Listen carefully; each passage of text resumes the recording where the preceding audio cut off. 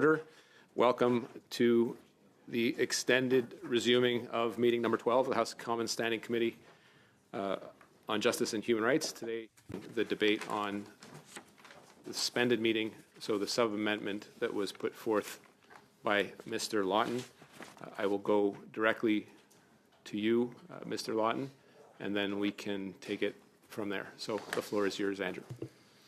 Thank you, Mr. Chair. This is the third meeting that we have devoted to what should be very simple, a denunciation across party lines of child sexual exploitation, a call on the House of Commons to reinstate mandatory minimum sentences so that people are not given shamefully lenient sentences, as was the case in the two extremely egregious criminal offenses that went ultimately before the Supreme Court and led to the decision that triggered this. Now, the sub-amendment, assuming it is adopted and the amendment and the motion are adopted, is very simple. It is a call that the House invoke the notwithstanding clause, that the government rather invoke the notwithstanding clause, reinstate the mandatory minimums, and that this committee's call to such is reported to the House. This is an important procedural tool that allows the House of Commons to give this issue due attention and due consideration. So I believe we should vote on this immediately, and I call on all committee members to pass the sub-amendment and then the motion. Thank you, Chair. For the sake of clarity, Andrew, and rest of members, I will just have the clerk read out formally the amendment, the sub-amendment, so that we all, for clarity, know what we're voting on, and then, absent any other hands, I'll ask the committee to proceed to a vote. So to get a few. Mr. Clerk.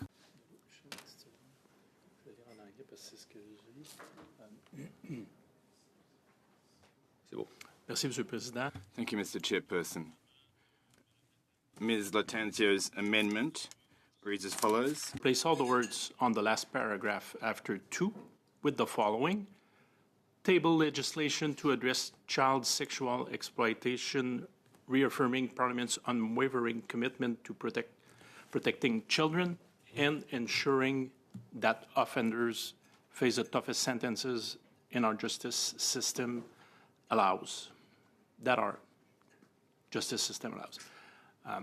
Then the sub-amendment from Mr. Lawton that was moved is as follows, that the amendment be amended by adding after the word allows, so at the end of the amendment, the following, provided that the government table its legislative response to the Supreme Court of Canada ruling before the end of 2025, and that this motion be reported to the House.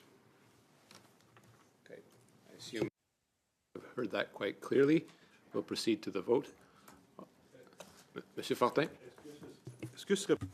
Would it be possible, Mr. Chair, for the clerk to reread the entire motion with the amendments, please? Well, yes, of course, in French and in English. Go ahead, Mr. Clerk. You mean the initial motion, the whole lot? Because there's the amendment, then there's the motion, the amendment, and then the sub-amendment, please.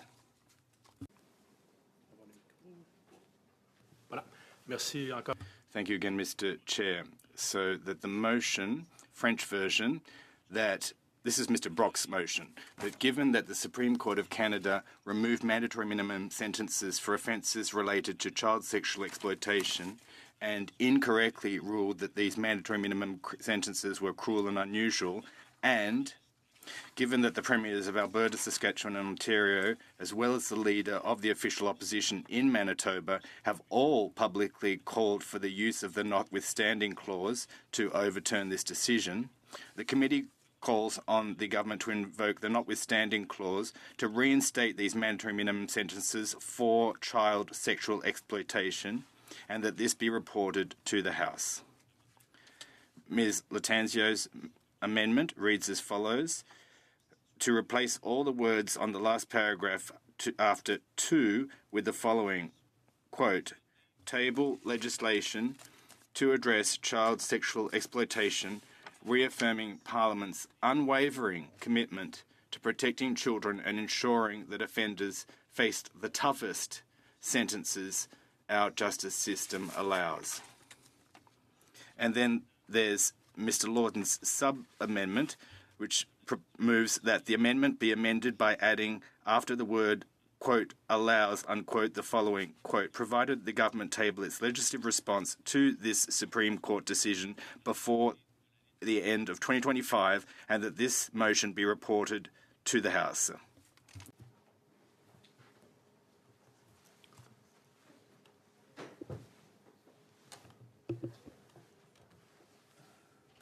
Nous procéderons donc à... So we'll now proceed with the vote. Raise your hands, please, on the sub-amendment. Those in favour of the sub-amendment, please say yea. que tous ceux... Those against the sub-amendment, please say nay. Raise your hands. So the yes has it. So therefore, back to the amendment itself, or the motion as amended, rather. Please vote by raising your hands, but Ms. Latanzio first. Mr. Chair, I have an amendment to make, which was sent last week, but I can send again to the clerk, and I can read it, and I have the English version. Quand on arrête. Juste, Mme Latanzio, une seconde. Oui. One moment, Ms. Latanzio, please.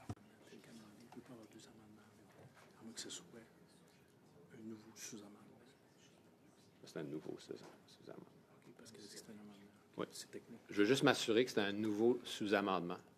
C'est pas un C'est un nouveau... autre amendement. So this is a sub-amendment, because we're dealing with the amendment now. Thank you. Let's just make Mr. Housefather's back on. I just ask members to perhaps forget the last 6 minutes. Ms. Latanzio's withdrawing the sub-amendment as it stands. So where we stand now technically is discussion and vote on the amendment to the motion. I'm glad to have the clerk read it entirely back to everyone as amended, just for clarity, or we could proceed to debate and a vote. No new sub-amendment? There's no new sub-amendment. Yeah, let's just... You're withdrawing? Let's pretend that never happened, yeah. But I'm sorry if I led to confusion, so I'm just, if the clerk wants to read that amendment, we're ready to vote on the amendment. Sorry. C'est ça. Donc, on garde l'amendement, mais pas de sous-amendement, c'est ça? So there's not a second sub-amendment, I see, says Mr. Fortin. So we're voting on the amended motion, and I'd call on the clerk to...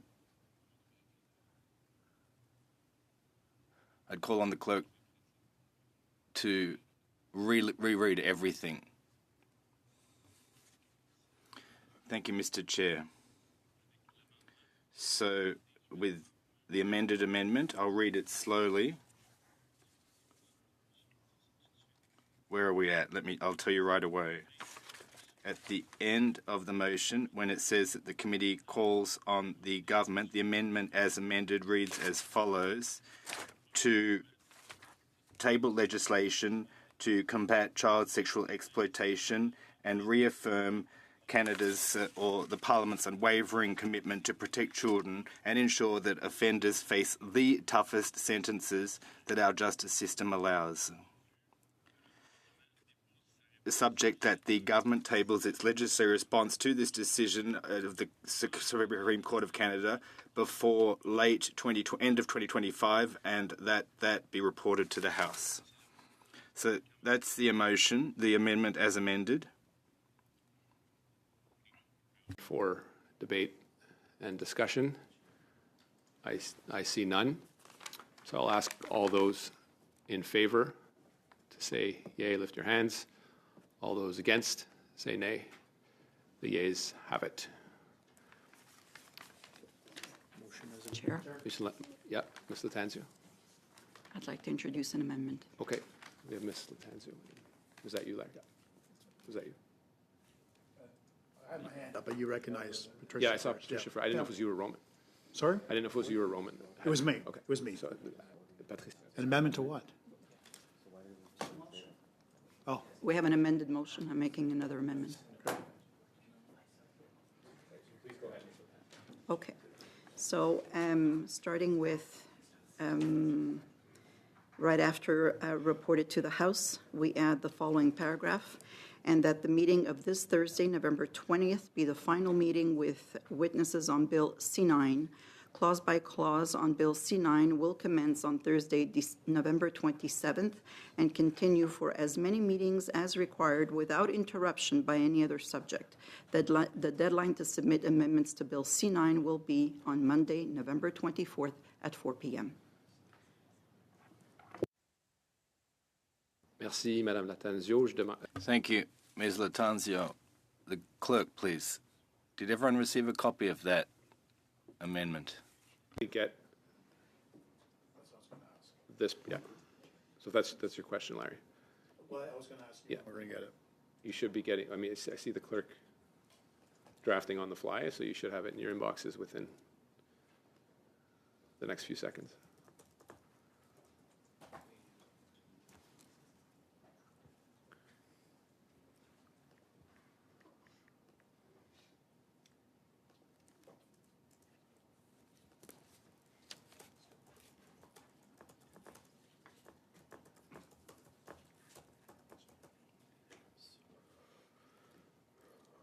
I suggest we suspend so we can review this properly, Mr. Chair. Have you received it? Not yet. Okay.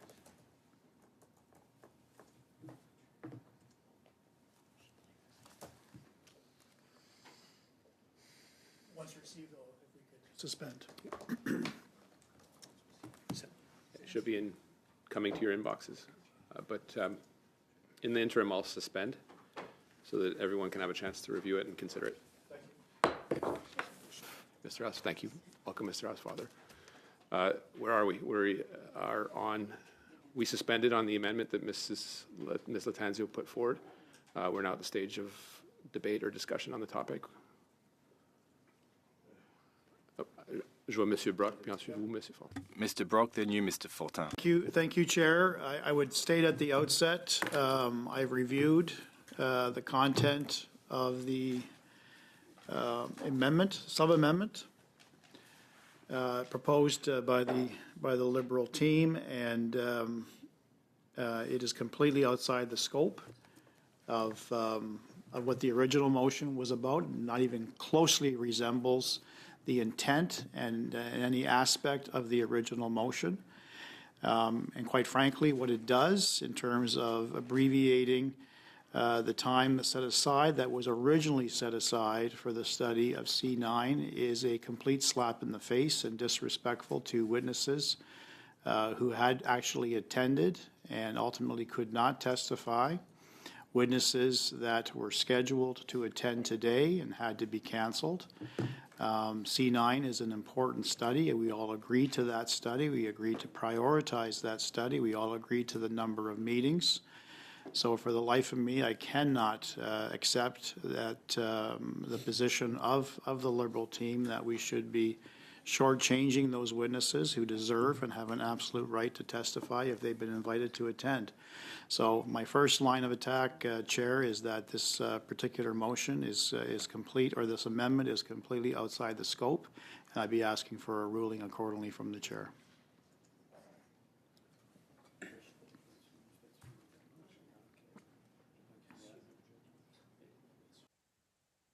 I will rule on it if, but first I think Mr. Fortin and Ms. Latanzio wanted to speak on this, but I will rule on it. Réal, à toi. No need. Thank you. You wanted to raise the same point as your colleague. Ms. Latanzio. And the member opposite and the Conservative team that when this motion was brought forward, we were actually on the study. It is not a debatable motion, Chair.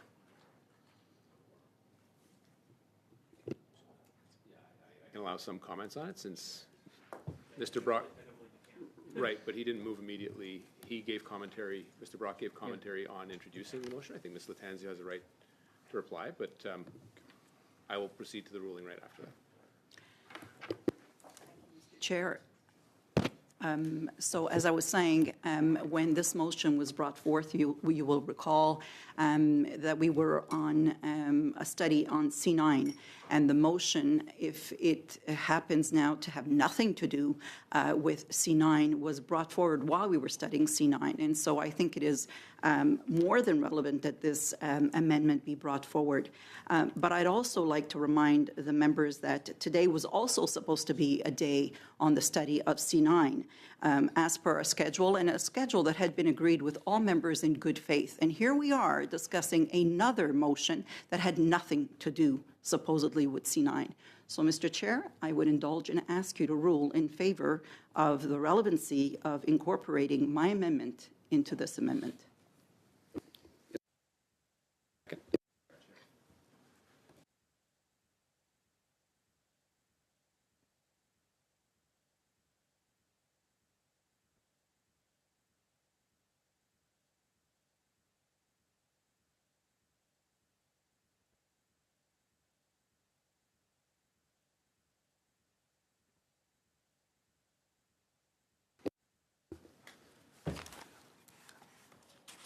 So the motion is indeed not in order and out of scope. So technically, we go back to the motion as amended to vote on or to have discussion and debate on. So are there any hands wanting to discuss the motion as amended? Could you please read the motion that is before? We'll get the clerk to read. Thank you. For clarity, because this is getting increasingly. And then I would ask for a brief suspension after the motion has been read in its current form, please. Okay. Allez-y, Monsieur le Greffier. Merci, Monsieur le Président. Go ahead, Mr. Clerk. So, Mr. Chair, the outcome is that the motion as amended is the following, and I'll read it aloud. Given the Supreme Court of Canada removed mandatory minimum sentences for offenses related to child sexual exploitation and incorrectly ruled that these mandatory minimum sentences were cruel and unusual, and given that the premiers of Alberta, Saskatchewan, Ontario, as well as the leader of the official opposition in Manitoba, have publicly called for the use of the notwithstanding clause to overturn this decision, the committee called on the government to table legislation to address child sexual exploitation, reaffirming Parliament's unwavering commitment to protect children and ensuring that offenders face the toughest sentences that our justice system allows, provided that the government table its legislative response to this Supreme Court of Canada ruling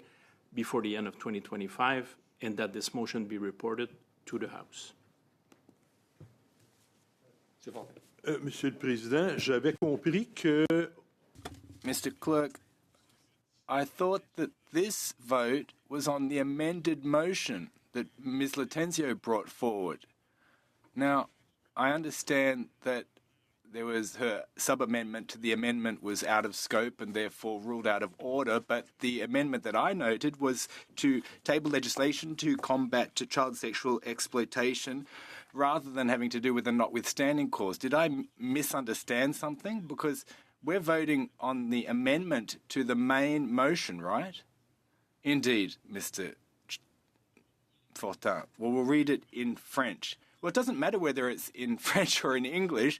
I just want to make sure that we're actually dealing with the proposed amendment presented by Ms. Latenzio. Well, it was the amended motion, the final iteration. But what was just read out loud, says Mr. Fortin. Listen, I'm sorry. The motion that we originally received was the one having to do with invoking the notwithstanding clause. But Ms. Latenzio's amendment, unless I'm misundertaken and subject to her correcting me, is that the committee is calling on the government to table legislation to combat child sexual exploitation, and so on and so forth. That's what we're voting on, right? That's not what was just read out loud. Indeed, says the chair. Go ahead. Read it aloud with the proposed amendment, please. Go ahead, please, Mr. Clerk.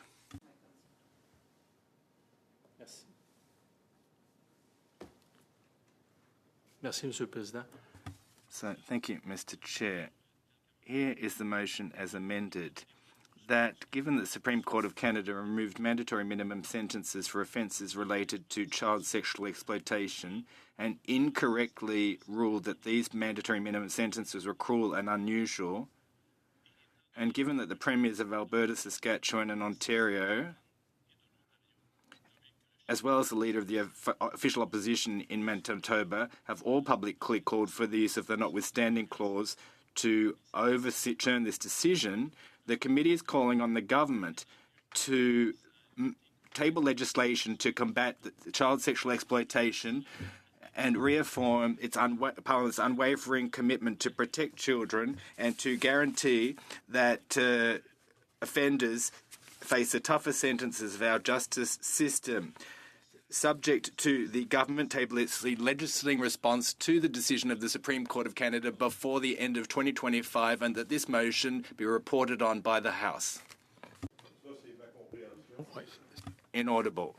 Well, that suits me, says Mr. Fortin. Mr. Chair, on this motion, well, I have an amendment to move. I don't know if I should do that now or when the motion's actually carried.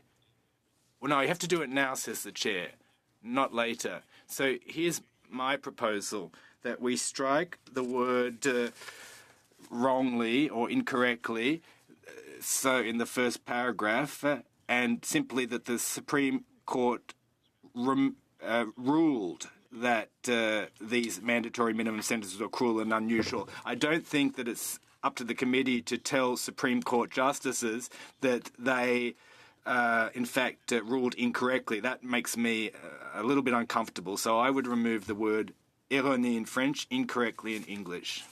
Delete it.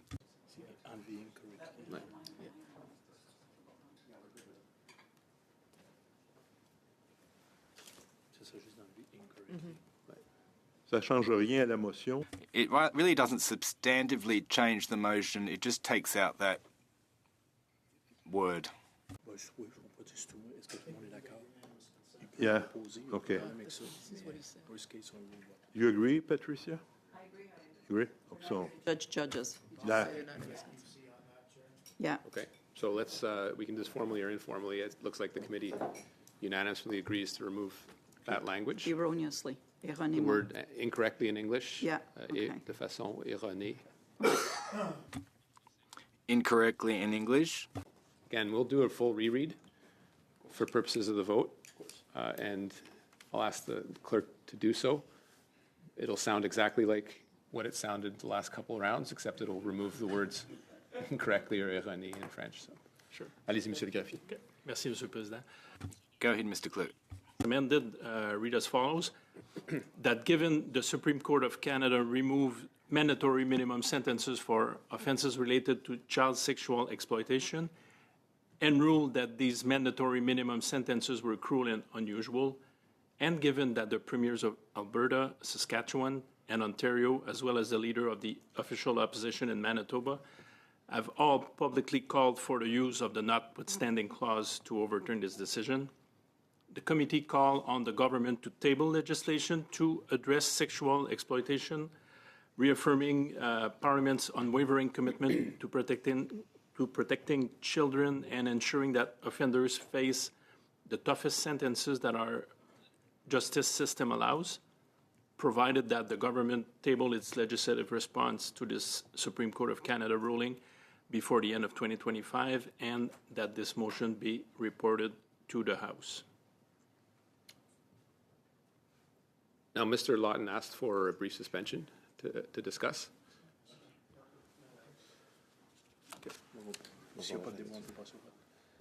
Just to be entirely clear, and assuming I don't see any heads nodding in the wrong direction, so I'll assume that is a yes. We can have debate or proceed directly to a vote, so I'll ask for any hands to debate on this motion.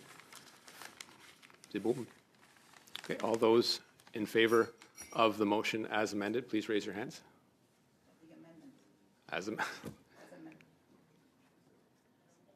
Nah, hang on. All those against? Okay, the motion, the ayes have it, the motion is carried. The entire motion as amended. Yeah. The original motion and the amended motion is now carried. Not just the amendment. No. There's a misunderstanding here from, not an, Amendment. on the motion as amended. Mr. But then we have to go back to the main motion. No. Once everything's complete. Mr. Chair. No, my amendment, I put it, sorry, can we suspend, Mr. Chair?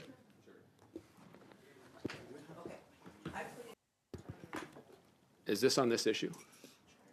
Okay, well, I just wanted to get back to this issue and confirm to the team or the group here that the vote is carried. I do want to tell the team that, or members of this committee, that the date for amendments on C9 is Monday, the 24th. And on that note, we are now adjourned.